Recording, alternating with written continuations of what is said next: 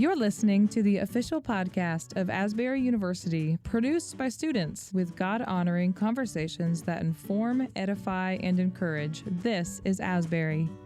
We explore culture and current topics through a Christian worldview, promoting a well-balanced life, and we empower our community to belong, become, and be set apart. I'm your host, Abby Lobb. Welcome to This is Asbury.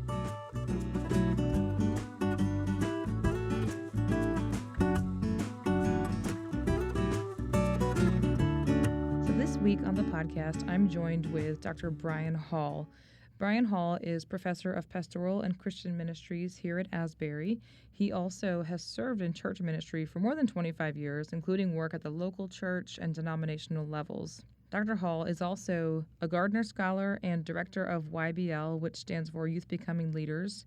Youth Becoming Leaders is a high school Christian leadership institute on campus that does wonderful work. Many of the students end up coming to Asbury and pursuing degrees in ministry. Dr. Hall also is president of the Association of Youth Ministry Educators. And most recently, as he continues to present and write about the church, culture, youth ministry, and Christian leadership, he co-authored a book entitled Youth Ministry as a Mission, a conversation about theology and culture with Patrick Mays. So I'm excited to have Dr. Hall here. This conversation is going to touch all things Gen Z and church habits, and we're just going to get into some really interesting stuff. So listen into the conversation. Well, I'm really excited to talk to you because Gen Z, as you know, their church habits are a bit different than perhaps how a lot of us grew up going to church. Mm-hmm. Some of that is just larger cultural trends at work, but also this generation, they're just very different. Let's jump right into it. Sure. Yeah, excited to talk about it. Can you talk about some of the church habits on Gen Z that you're seeing and how these habits are unlike anything really that you've seen in ministry? Yeah, for sure. It's really an interesting time. A lot of what Gen Z is doing is asking, in more pointed ways perhaps, the really big questions about what the church is and why the church is doing what it's doing. So one of the things we're seeing, a lot of people have talked about the sort of decrease in church attendance, and obviously COVID accelerated some of those things. But one of the things we're seeing is young people are doing what they call unbundling their faith. So in other words, they're taking something that's been a traditional Christianity, for example, and they're pulling it apart and saying, okay, there are parts of this that I like, that I really want to embrace, and then there are parts that we don't like and we don't really want part of our lives or to be identified with. And so because they have choice and because they can exercise that, you see them pulling at those strands. So when you say to a young person, oftentimes, are you a Christian? That's straightforward. Oftentimes they'll say no, because for them that represents a whole bundle of things. Some of them they're not really comfortable with at all. So that also translates to church attendance and participation in those things because they're not sure they want to be associated with or participate in that kind of a community. So largely that depends on their perception of church. But one of the things that we see about Gen Z is they're actually really interested in the idea of community. And if they can find a really close group of people that can deliver for them real community, then they're more than willing to dive into that. In fact, they'll sacrifice all kinds of things we've seen to be a part of that. The challenge for them is most of the promises of community that they've been presented with, say, take, for example, social media and those communities that kind of develop around that, all of them have left them wanting. You know, there's an emptiness to those because at some end of that, all of those things have an agenda for them. Yeah.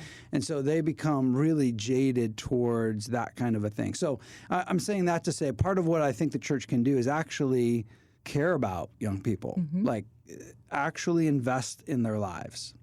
Actually spend time getting to know them and to listen to them, to value what they have to say, appreciate that they are different, but perhaps they have some answers for some of the problems we're facing right now. So I think as we try to lean into that, in particular the relational side of that, how do we care about them? How do we listen to them? How do we invite them into our community in ways that don't just want them for something, but in ways that actually just listen and value them? I think they'll respond to that. And what we see is that it seems like the churches and ministries that are able to do that, step into that relationship, seem to be attracting young people. You know, I care a lot about leadership, youth becoming leaders and all of those things. But as they allow young people to step into those leadership positions, not just come and watch, but to actually be a part of things, those are the communities we see, it seems like, young people responding to and stepping into. Yeah, that's really cool. With Gen Z stepping into some of this leadership, like you just said, sort of, aging into this, what is the trajectory that you see for the church? Yeah, I think in terms of church attendance and some of those traditional markers, I think the church in the West will continue to struggle. A couple reasons for that. One of them is I think a lot of young people are more interested in action than they are just showing up on a Sunday, checking that off the box. And I'm not saying everybody who goes to church does that, but I think there is a perception among young people that's part of the journey there, is that people have been going to church their whole life, so that's what they do. And in many ways, it becomes something that makes them feel better about themselves and their own morality. So young people are really interested in action. And what we're seeing in this generation is that. So, here at Asbury and the outpouring that we had, we saw young people step and lean into not just words, but participation and engagement. And that, as they led us into that, one of the things I hope we are learning is young people actually are really hungry for God and the things of God. But they're also really interested in that participation and engagement with that, not just to watch it. I think that becomes really important as the church thinks about how do we navigate this moving forward. So I say all that to say, I think if the church can learn to listen and make church a safe place for young people to wrestle with their faith and their big questions and those kinds of things, then it becomes a place where they can actually find home and find community and be the things that the church is, I think, supposed to be. Yeah. But where the church maybe is just looking for them to show up on a Sunday morning and check the box, that's probably not going to keep happening. I think we've seen a lot of churches really focus on numbers and growth, and I think it sounds like a lot of what you're talking about is just discipleship and mentorship in the church, and perhaps that's some of what's been lacking. So what would you say to people who are in that position to be able to do that? Yeah, I really think, again, listening. Mm-hmm. So one of the questions I ask a lot of pastors when we're talking about young people and their involvement in their church is just, where do young people have a voice in your church? And a lot of them will say, well, if they go to youth group, they can do those things. And that's good. That's a start. But again, they want to make a difference in the whole world and the whole thing, and not just be set aside for a part or to do Youth Sunday once a year or whatever. They want to be engaged and find solutions to the real world problems that we're in, and they feel like they can. And so I think if a church can learn to listen to them really well and create space for them to speak into that and to speak into their lives. That's one of the sort of myths I think about Gen Z, is that they don't want older people to speak into their lives. I don't think that's true at all.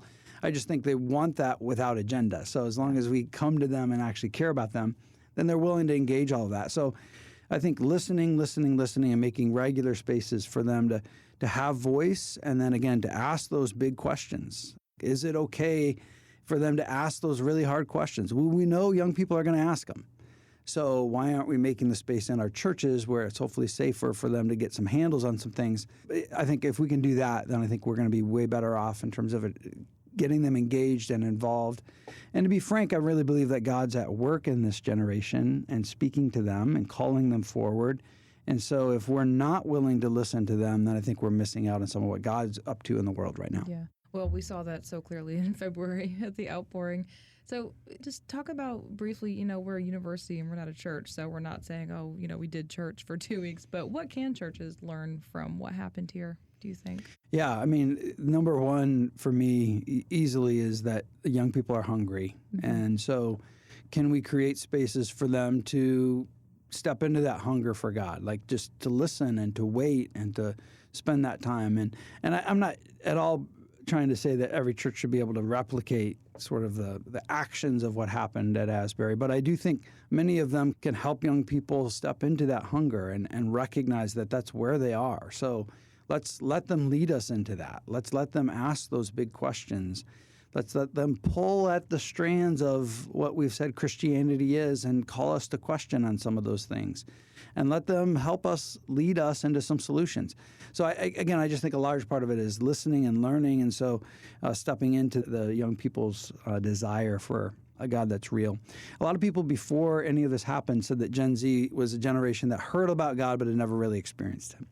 And I think what we saw here was this moment where, in a very specific and direct way, young people heard from God. And so when we step into that hunger, when we create those spaces, I think young people are willing to jump in. Yeah, that's great. Well, just in closing, Dr. Hall, is there anything with YBL? I know you're sort of growing that, for church leaders. Just talk about that as we close a bit. Sure. Yeah, we'd love to help churches think about and talk about Gen Z and talk about how they can pass leadership off and how they can listen well. Any of that we would love to step in and help with. And part of it for us isn't to come in and give you all the answers, because we certainly don't have them. But what we'd love to do is kind of workshop with leaders and think about their communities, their young people, and how we can help them step into things. We've obviously learned some things here at Asbury, both in the outpouring and through 8 years of youth becoming leaders and just the success of those things. So we'd love to be able to share some of the things we've learned and be able to workshop with people some solutions and some next steps for their ministry. Well, thank you so much for joining us for this episode of This is Asbury. To learn more about Asbury University, visit asbury.edu.